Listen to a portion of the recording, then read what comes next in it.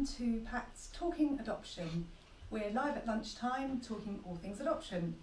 I'm joined today by Mandy Davis, who is one of our adoption team managers, and today we're going to be talking about how long the adoption process takes.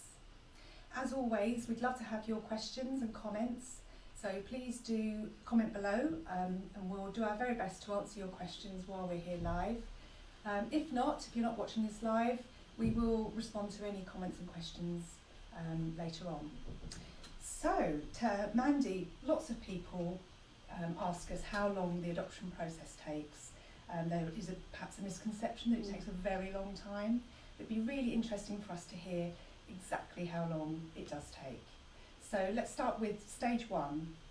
What happens then and how long does that stage take? Okay, so stage one is 8 weeks. And during those 8 weeks we start gathering your references. So we do checks and references. We ask you to come along to our preparation training, which is 4 days long. And you get a chance during that 8 weeks to meet your social worker. Okay, and stage two? So stage two is a bit longer, so that's 4 months.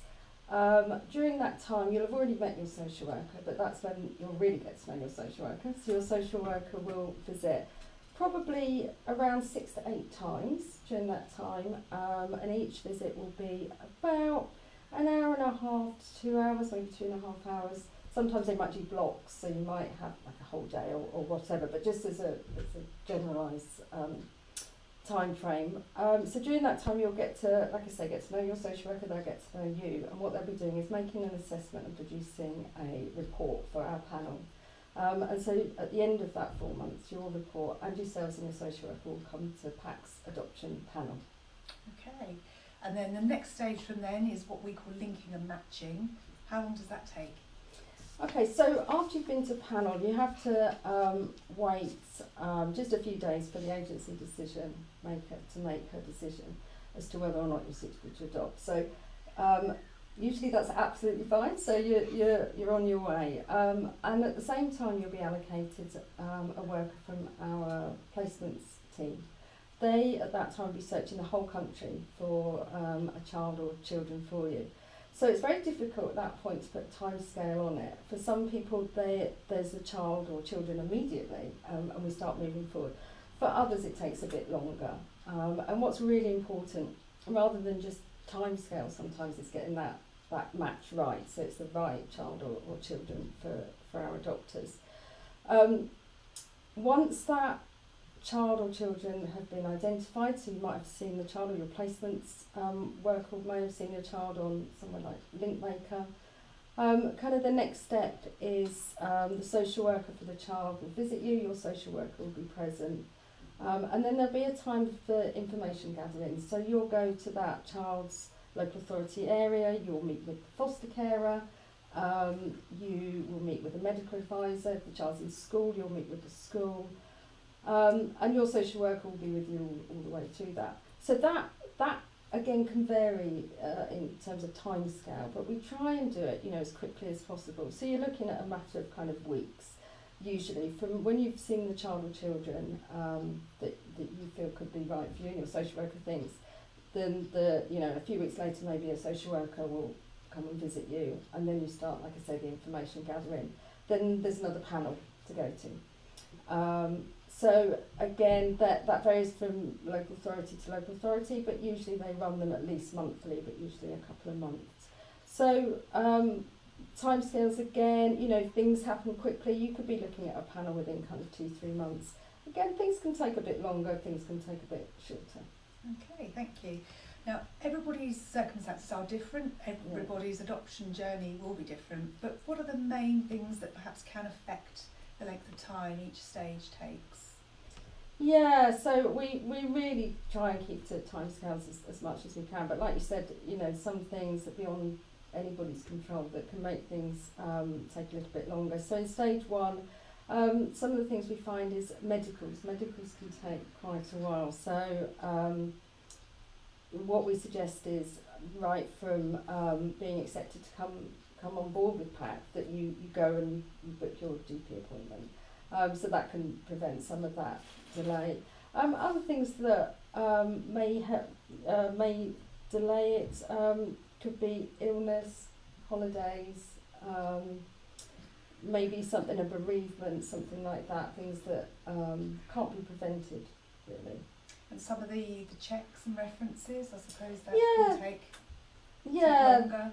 The medical's usually the one that is, but sometimes we have to do local authority checks. Sometimes they can hold us up, but we've got a fantastic business support team here who are constantly on it. So we try not to let those. I mean, you know, if we ask for personal references as well, and usually people are quite keen to provide those. But sometimes again they need a little nudge. But you know, our doctors can do that, or our business support team can do that. I was going to ask you actually if you've got any tips for people to help speed it up. You've given us a couple already. Is there anything else that people can do to make sure that the process takes as short a time as possible? Yes, I say this when I talk at the information evenings. You know, really before you come to us, it's kind of getting everything in order. So if you've got any big plans, you know, house move or house renovations or a big holiday plan, do all that before, because otherwise that's going to halt you, you know, as you go through. Help prepare your referees, tell them that there's, you know, PACT will be contacting them, so they're ready. And like I said, get your GP appointment sorted as soon as you can. There is an opportunity between stage 1 and stage 2 to have a break, and you can have a break for up to 6 months. And for some people, that's when they need to do some additional work, or they need to, you know, on their house or work or whatever that might be. And you can have that break for up to 6 months and not have to, and come back to us and not have to start stage 1 again. What we usually say is, like I said at the beginning, to try and do any of that kind of work before you start the process, because once you start, it's good to stay in the momentum really, and go kind of as swiftly as you can from stage 1 to stage 2. And reading and you know, getting yourself as informed as possible, I suppose, doing that bit before you start the process is helpful. Yeah, definitely. Getting as much experience as you can. There's lots of books, there's lots of resources. We send you some information that will help you.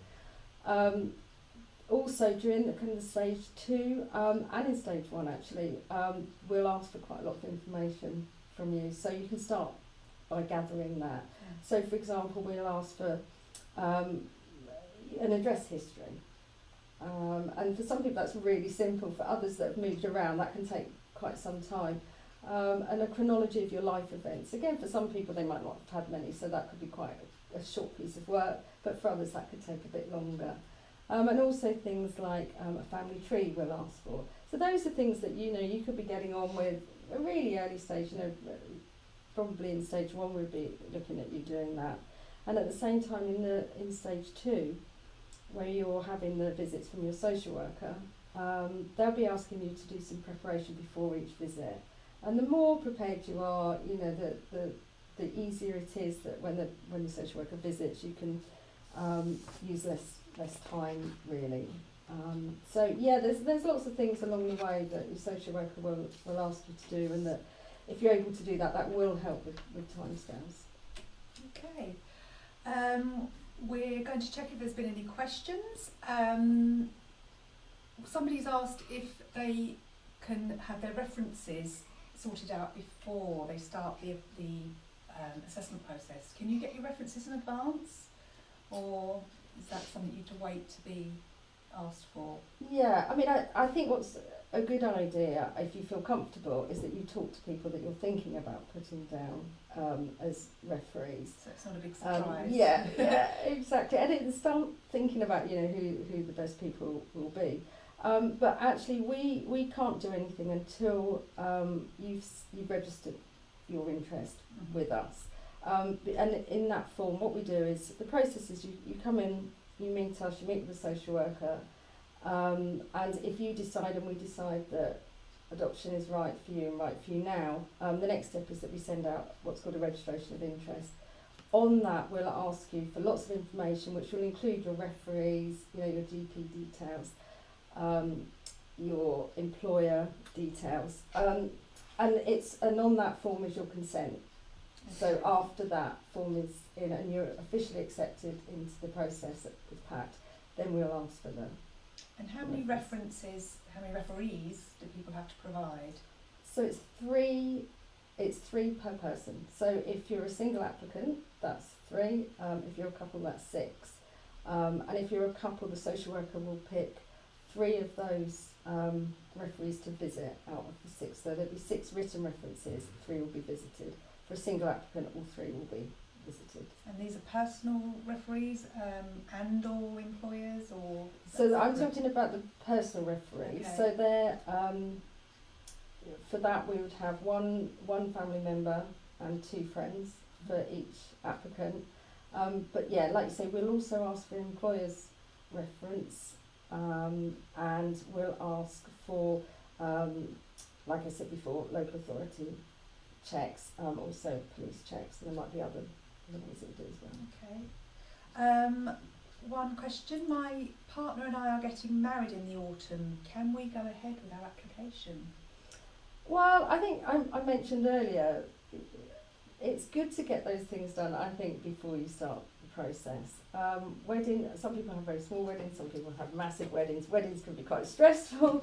What we want is people to come where they can really focus on adoption. We wouldn't say no, for definite. It's worth probably talking to the inquiries team and talking about your plans and how it could affect or impact on your assessment. Okay.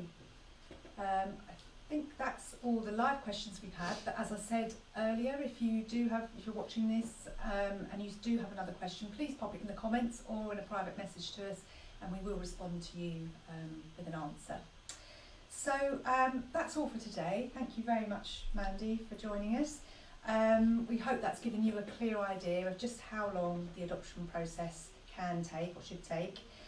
If you'd like to find out more details about adopting with PACT, please do visit our website, which is pactcharity.org. You can call our friendly inquiries team on 0300 456 4800.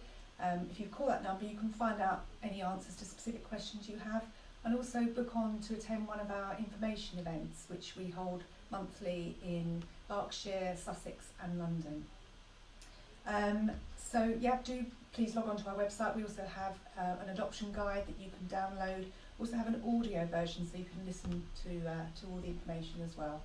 So thank you for joining us, and we look forward to seeing you again next time. Goodbye.